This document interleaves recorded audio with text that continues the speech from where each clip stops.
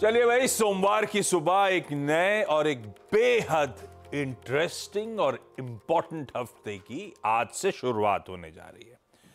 वैसे back to back 7 कारोबारी सत्रों से भारतीय बाजारों में मजबूती, मोमेंटम, उछाल के साथ कामकाज हुआ। बढ़िया तेजी हमने एंजॉय करी है और इस हफ्ते में कदम रख रहे हैं इस तरह की तेजी के बाद। और फ्राइडे का बढ़िया क्लोज था। हम 24,800 के ऊपर की क्लोज, वो वीकली क्लोज देने में कामयाब रहे।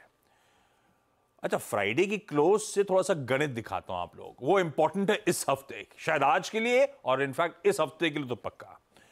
गणित कहता है 25,000 पहला इंपॉर्टेंट माइलस्टोन जिसे हमें रीगेन करना है। उससे हम केवल 177 अंक दूर है, यानी कि 3/4% भी चला नहीं निफ्टी, हम वो 25,000 का आंकड़ा पार कर देंगे। और 25,078 ये अब तक का रिकॉर्ड उच्चतम स्तर है, वो भी महज 1% दूर है। इससे इंग्लिश में क्यों लिख दिया? मैंने इंग्लिश में लिख के भेजा ताकि हिंदी में कर लें, अगली प्लेट में हिंदी में कर लीजिएगा, लेकिन इतनी दूरी है दरअसल वो दिखाने की कोशिश थी। मतलब महज 1% चले, हम नए रिकॉर्ड उच्चतम स्तर जड़ते हुए नजर आएंगे। दिखाना इसलिए भी जरूरी था क्योंकि आज वैसे ही सेलिब्रेशंस का दिन है भाई। एक रीजन तो यह है कि कृष्ण जन्माष्टमी है आज, आप सबको ढेरों बधाई, शुभकामनाएं। और दूसरा, फेस्टिविटीज में और माहौल बना दिया है अंकल पावेल ने। फेड चेयर जेरोमी पावेल साहब की जो जैक्सन होल इकोनॉमिक सिंपोजियम में व्योमिंग में जिस स्पीच का फ्राइडे शाम 7:30 बजे हम सब इंतजार कर रहे थे, वो स्पीच बढ़िया है, बहुत कंफर्टिंग है। अब इस पर डिटेल में आगे नीरज जी से जोड़ेंगे, उनसे चर्चा करूंगा। तो कई सारे रीजंस थे आपको दिखाने के लिए कि हम इंपॉर्टेंट माइलस्टोन से बस कितनी ही दूर खड़े हुए हैं। खैर, उस स्पीच के बाद यूएस के बाजार आपकी स्क्रीन पे अप फ्रंट है।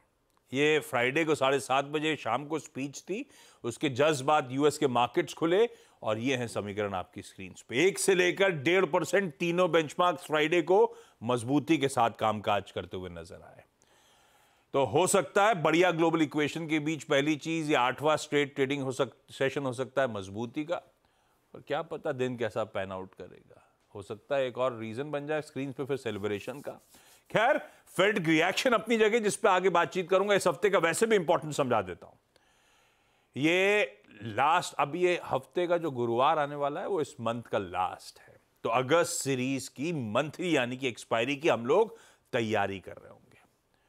इंडिया और यूएस के जीडीपी नंबर्स इस हफ्ते रिलीज होंगे।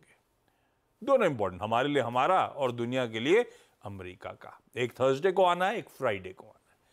और जिस दिन हम लोग मंथली एक्सपायरी की तैयारी कर रहे होंगे, अपने आप में एक हैवी वेट, अपने आप में एक सेक्टर, रिलायंस इंडस्ट्रीज, जिसकी शायद नतीजों से ज्यादा एजीएम का सालाना इंतजार रहता है, उसकी एजीएम एक्सपायरी के दिन, मंथली एक्सपायरी के दिन 2 बजे शुरू होगी, गुरुवार के दिन। तो वो एक और इंपॉर्टेंट चीज है जो हम सबको ध्यान रखनी है। खैर, इन सबके बीच में गिफ्ट निफ्टी कह रहा है अरे बहुत ठंडी शुरुआत है, 1/4% मजबूती के साथ 60-62 पॉइंट चल जाएंगे, बस इस तरह का मूड माहौल है। पावेल साहब गुस्सा हो जाएंगे इस तरह की स्क्रीन देख के। खैर, नीरज जी से जानते हैं पावेल साहब ने क्या कहा और मार्केट्स में क्या हुआ और हमारे लिए इंपॉर्टेंट संकेत क्या है। पहले जरा 1 मिनट आपने एशिया दिखाइएगा, गिफ्ट निफ्टी दिखा दिया, शरीफ शुरुआत। ऐसे ही एशिया नजर आएगा आपको, मिला जुला कामकाज कर रहा है। शायद इवेंट से पहले का एक्साइटमेंट, इवेंट का कंक्लूजन होने के बाद थोड़ा सा कंसोलिडेशन टाइप मूड ज्यादा है। तो पूरा अक्रॉस एशिया बहुत मिला जुला रुझान है इस समय।